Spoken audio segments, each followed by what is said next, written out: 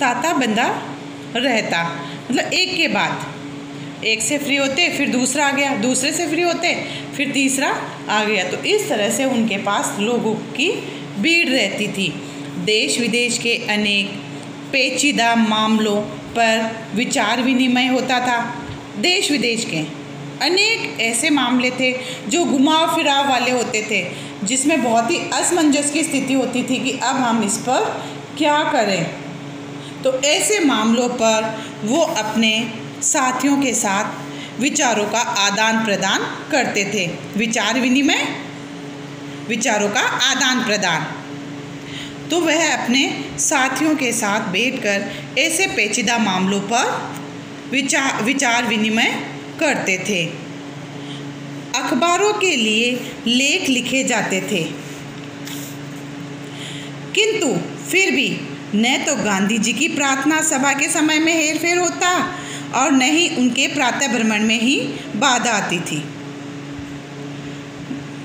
ये सब काम करने के बाद भी वो अखबारों के लिए लेख भी लिखते थे। ये सब करने पर भी उन्होंने कभी भी अपने प्रार्थना सभा के लिए हेरफेर नहीं किया। उसका जो समय है, प्रार्थना सभा जिस समय पर होती थी वह उसी सभा पर होनी चाहिए। समय को देखते हुए भी इन्होंने इसमें कोई हेरफेर नहीं किया और न ही उन्होंने प्रातः भ्रमण में किया। मतलब इन सब के रहते हुए भी, इतने काम करते हुए भी ना तो उन्होंने भी अपनी प्रार्थना सभा को मिस किया और ना ही प्रातः भ्रमण को, कि मुझे प्रातः भ्रमण के लिए जाना है और उसका एक समय निश्चित है तो निश्चित है। तो इनमें कभी भी उनका समय आड़े नहीं आया, क्योंकि वो अपना हर काम समय पर करते थे। दुनिया के कोने कोने से भेजे गए पत्रों का जवाब भी वह अक्सर हाथ से ही लिखकर देते थे। देश विदेश से गांधी जी को अनेक पत्र आते थे। पहले उन पत्रों को पढ़ना, फिर बैठकर उन पत्रों के जवाब देना, कितनी बड़ी बात है। और जवाब भी अपने हाथों से, किसी और से नहीं लिखवाना कि मैं बोलता हूँ तुम लिखो। क्योंकि अभी जैसे ही आप लोगों के पास काम ज़्यादा हो जाता है, आप घर जाएंगे, मम्मी के पास बैठेंगे, रोएंगे, दीदी से हेल्प लेंगे, भैया से हेल्प लेंगे, है ना। आप उनसे सहायता की उम्मीद करते हो कि आप लोग मेरा काम निपटा दीजिए, क्योंकि आप समय की कद्र नहीं करते हैं। समय पर टीचर्स आपको जो वर्क करवाती है आप करते ही नहीं है। टीचर्स कहता रहेगा, आप सुनते ही नहीं है, क्योंकि आपके पास उस वक्त समय होता है कि हमें कक्षा में जो करवाया जा रहा है उसको हम समय पर करें। अगर आप समय पर काम कर लेते हैं तो आपके पास बहुत सारा काम इकट्ठा ही नहीं होगा, और फिर क्या आप क्या करेंगे, उस वर्क से जी चुराएंगे। और फिर लास्ट ऑप्शन आपके पास क्या था, मैडम इसकी फ़ोटोकॉपी करवा ले। क्यों? फिर आपने इतने समय तक कक्षा में क्या किया? जिस तरह से टीचर्स पढ़ाता रहा आप उसी तरह से वर्क समय पर करते रहते तो शायद आज ये नौबत ही नहीं आती।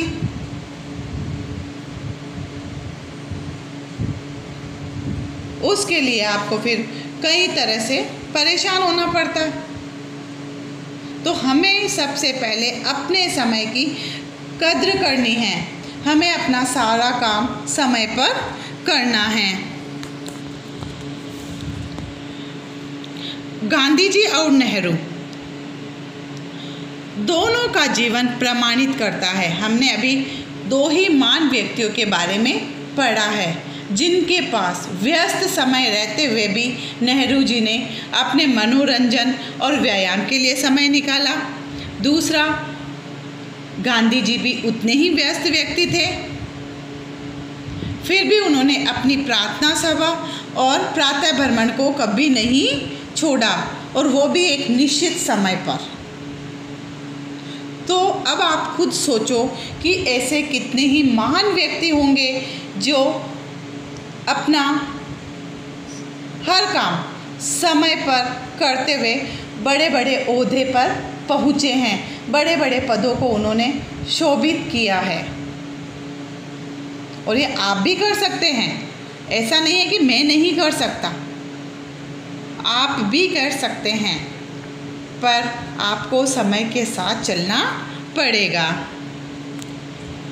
कि यदि हम अपना समय सोच समझकर विभाजित कर लें और फिर उस पर दृढ़ता से आचरण करें तो अपने निश्चित व्यवसाय के अतिरिक्त भी अन्य अनेक कार्यों के लिए हमें पर्याप्त समय मिलता रहेगा। समय की कमी की शिकायत फिर भी कभी नहीं रहेगी, मतलब फिर कभी आपको नहीं रहेगी। हाँ, इसके लिए हमें सतत सचेष्ट और जागरूक अवश्य रहना पड़ेगा। अब मैंने आपको पाठ पढ़ाने से पहले भी बताया था कि हमें समय के साथ कैसे चलना है। उसके लिए हमें एक समय सारणी बनानी पड़ेगी और फिर हमें उस समय सारणी को फॉलो करना पड़ेगा। हम क्या करेंगे, जोश जोश में हम समय सारणी बना लेंगे। हम 1 दिन, 2 दिन, 3 दिन, मान लीजिए 10 दिन। खैर 10 दिन तो आप नहीं कर सकते हो। अगर 10 दिन आप उस सारणी को फॉलो कर लोगे तो आगे आपको कोई कुछ करने की ज़रूरत नहीं, क्योंकि आप उसके हैबिचुअल हो जाओगे, आपको उसकी आदत पड़ जाएगी। लेकिन आप क्या करोगे, 1 दिन फॉलो किया, 2 दिन फॉलो किया, तीसरे दिन तो आप फिर वैसे के वैसे ही कि आपका जो सारा जोश जुनून था वो फिर से गायब,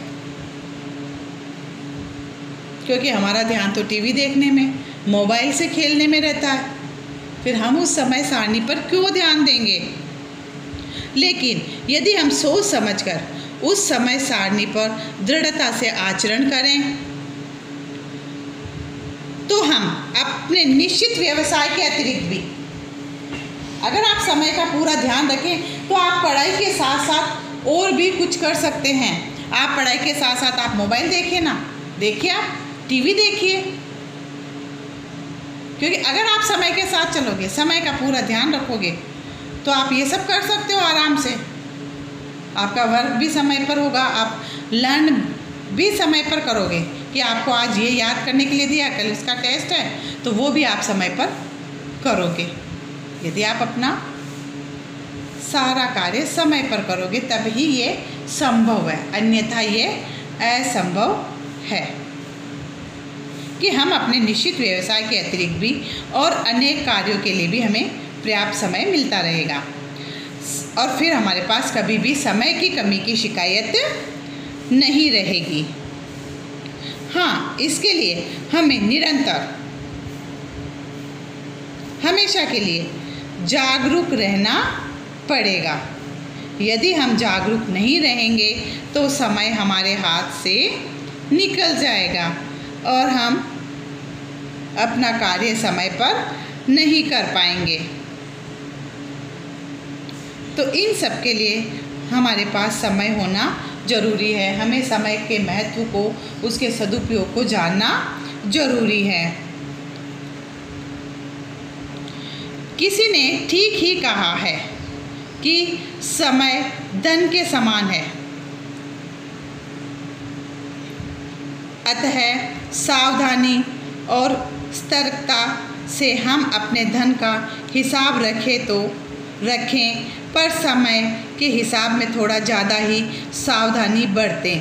कारण धन तो आता जाता रहता है, किंतु गया समय फिर वापस नहीं आता।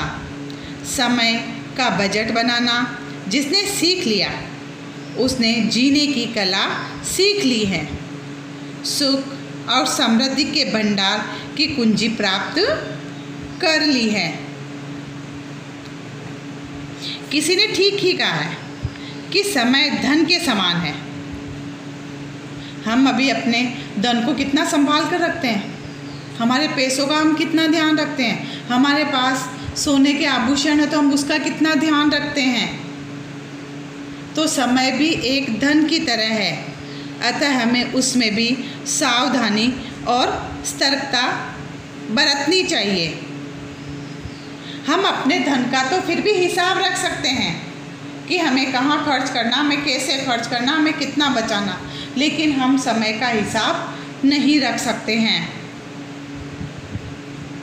हमें समय में धन से ज़्यादा सावधानी बरतनी पड़ती है, क्योंकि यदि धन एक बार चला गया तो हम दोबारा वापस कमा सकते हैं। धन को हम दोबारा मेहनत करके प्राप्त कर सकते हैं, लेकिन जो समय हमारे हाथ से एक बार निकल जाता है वो दोबारा वापस नहीं आता है। और जिसने समय का बजट बनाना सीख लिया है, समझो उसने अपनी जीने की कला सीख ली है। जो व्यक्ति समय में तालमेल बिठाकर चलता है तो वो व्यक्ति अच्छी तरह से अपनी ज़िंदगी जीता है कि वह समय के साथ चल रहा है और सुख और समृद्धि के भंडार की कुंजी उसने प्राप्त कर ली है।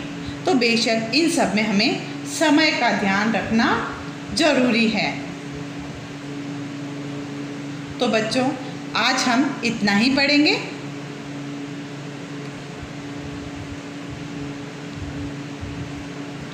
अब जितना हमने पढ़ा है, देखते हैं उस पर आप कितना ध्यान देते हो, आप अपने समय को किस प्रकार उपयोग में लेते हो। तो इस पर आप सब अपने एक समय सारणी बनाइए। उसमें आप पूरे दिन भर का अपना शेड्यूल लिख दीजिए कि आप पूरे दिन भर क्या करेंगे, और उस पर आप ज़्यादा नहीं 10 दिन आप फॉलो करिए। श्योर कि आप धीरे धीरे उसके हैबिचुअल हो जाओगे, आदत पड़ जाएगी आपको उसकी।